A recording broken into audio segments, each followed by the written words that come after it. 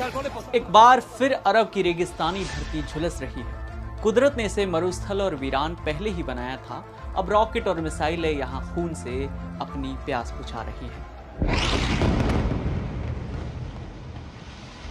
विवाद जमीन का है, लेकिन ये भी सच है कि इसे मजहबी चश्मे से देखा जाता है। इजराइल में यहूदी तो अरब देशों में सुन्नी मुस्लिम है। जहां आप इजराइल फिलिस्तीन विवाद देख रहे हैं वो मिडिल ईस्ट यानी मध्य पूर्व में आता है। ये एशिया के बाद का हिस्सा है। यहाँ 95% आबादी मुस्लिम है। नक्शे पे अगर इसे सीधे सीधे देखें तो भारत से पाकिस्तान और ईरान होते हुए इजराइल पहुंचते हैं। 1948 में फिलिस्तीन को तोड़कर इजराइल बनाया गया। हालांकि यहाँ पहले भी यहूदी रहा करते थे। ये विवाद वास्तव में अंग्रेजों की देन है। दूसरे विश्व युद्ध के बाद 1948 में फिलिस्तीन को 2 हिस्सों में बांटा गया, इजराइल और फिलिस्तीन। इसके 1 साल पहले भारत को तोड़कर पाकिस्तान बनाया गया। यहाँ भी अंग्रेज कश्मीर समस्या छोड़ गए। अंग्रेजों की फितरत रही है कि वो जहां भी जाते हैं वहां अपनी सल्तनत कायम कर लेते हैं। कुछ ऐसे बंटवारे कर देते हैं कि वहां के लोग आपस में लड़ते रहें। ब्रिटिश एम्पायर गुलाम देशों को आजाद तो करता रहा, लेकिन उनके बीच विवाद का एक बीज भी बोता रहा। फिर इसकी ओट में इन्हीं देशों को ब्रिटेन और अमेरिका हथियार भी बेचते। कुछ दिनों बाद ये विवाद संयुक्त राष्ट्र संघ यानी यूएनओ पहुंच जाता। इजराइल फिलिस्तीन के साथ भी यही हुआ और भारत पाकिस्तान के साथ भी कश्मीर मुद्दे पर यही हो रहा है। सच्चाई ये है कि यूएनओ कभी किसी मसले का हल खोज ही नहीं सका। 1948 में अंग्रेज ही एक कॉन्सेप्ट लेके आए थे जिसे कहा गया बेल्फोर डिक्लेरेशन। इसके तहत फिलिस्तीन को तोड़ा गया। 14 मई 1948 को इजराइल की स्थापना हुई। फिलिस्तीन की कुल जमीन का 44% हिस्सा इजराइल और 48% फिलिस्तीन को दे दिया गया। यरूशलेम को 8% जमीन देकर इसे यूएनओ का हिस्सा बना दिया गया। यानी इस पर ना तो फिलिस्तीन का हक था और ना इजराइल का। अरब देश इससे नाराज हो गए। इजराइल बना ही था कि जंग शुरू हो गई। ठीक वैसे ही जैसे 1947 में भारत से टूटकर पाकिस्तान बना और इसी वक्त कश्मीर के मुद्दे पर दोनों देश भिड़ गए। दोनों ही मामलों में आज भी ये सिलसिला बदस्तूर जारी है। इजराइल बनते ही उस पर अरब के 6 देशों ने हमला बोला। इजरायलियों के लिए ये अस्तित्व की लड़ाई थी। वो ये जंग जीत गए। हालात ये हैं कि आज महज 12% जमीन पर फिलिस्तीन है।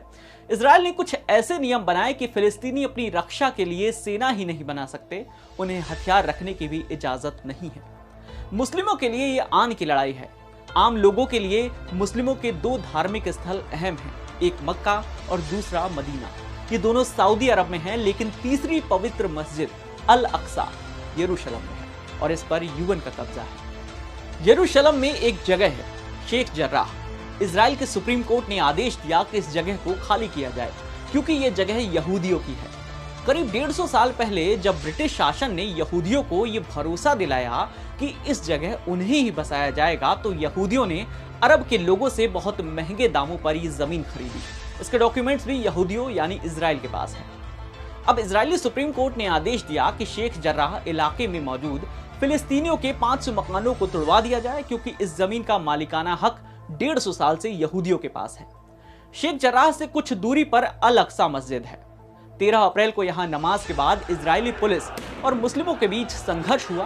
पुलिस मस्जिद के अंदर घुसी। शांति के लिए नेतन्याहू पर दबाव बढ़ रहा है। अल अक्सा में इजरायली कार्रवाई का विरोध कई देशों ने किया। भारत ने भी कहा कि यथास्थिति बनाकर रखनी चाहिए। यूएन ने कहा वहां हमारा शासन है, लिहाजा इजराइल कार्रवाई बंद करे। इजराइल की आबादी 1 करोड़ से भी कम है और इसमें 14% यानी करीब 15 लाख अरब मुस्लिम या कहिए कि फिलिस्तीनी हैं। अल अक्सा के अपमान से ये भी नाराज हो गए। इजराइल में यहूदियों और मुस्लिमों के बीच दंगे शुरू हो गए। बाहर से हमास हमले कर रहा था। नेतन्याहू की सरकार भी अल्पमत में है, यानी नेतन्याहू सरकार के लिए 3 तरफ से मुसीबत आन पड़ी है। फिलिस्तीन में अब 2 हिस्से हैं। 1948, 1956, 1967, 1973 और 1982 में झड़पें हुई। इजराइल को भारी पड़ना ही था और वो पड़ा भी। हर बार फिलिस्तीन की जमीन पर कब्जा करता चला गया। अब फिलिस्तीन कहता है कि हमको 1948 में मिला 44% हिस्सा ही दे दो, लेकिन इजराइल भला ऐसा क्यों करेगा? उसने जंग से ये जमीन हासिल की है। और एक बात और, फिलिस्तीन इतनी भी जमीन नहीं संभाल सका। उसके 2 हिस्से हो गए, पहला वेस्ट विंग और दूसरा गाजा पट्टी। वेस्ट बैंक में रहने वाले समस्या का शांतिपूर्ण हल चाहते हैं। वहीं गाजा पर हमास का कब्जा है। वो जंग के जरिए इजराइल से अपनी जमीन वापस लेना चाहते हैं और हमास को ईरान का समर्थन है। रॉकेट गाजा पट्टी से दागे जाते हैं। ये हमास के कब्जे वाला हिस्सा है और इसे ईरान का समर्थन हासिल है। ईरान और इजराइल के बीच कट्टर दुश्मनी है।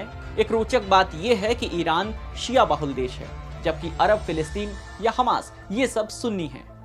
हमास के पास बहुत छोटे रॉकेट्स हैं, इन्हें कासिम नाम दिया गया है। एक रॉकेट की कीमत 2.5 से 3 लाख के बीच है। हमास ने अब इसकी रेंज भी बढ़ा ली है। ये तेल अबीब तक पहुंच रहे हैं। ईरान से ये रॉकेट मिस्र और फिर गाजा भेजे जाते हैं। बहरहाल इजराइल के पास आयरन डोम एयर डिफेंस सिस्टम है और वो हमास के करीब 92% रॉकेट रास्ते में ही मार गिराता है। दूसरी तरफ जब इजरायली हमले करता है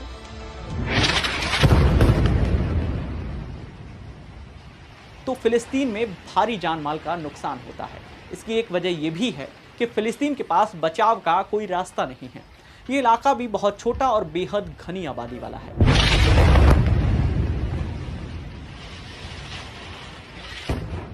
तो इजराइल क्यों मजबूत है, इसकी कुछ खास वजहें हैं। ये हर मामले में सेल्फ डिपेंड है। दुनिया के सबसे घातक हथियार उसके पास मौजूद हैं। वो एटमी ताकत है। यूएन सिक्योरिटी काउंसिल में हर मुल्क उसका दोस्त है। इसके अलावा एक ग्रेटर इजराइल कंसेप्ट है।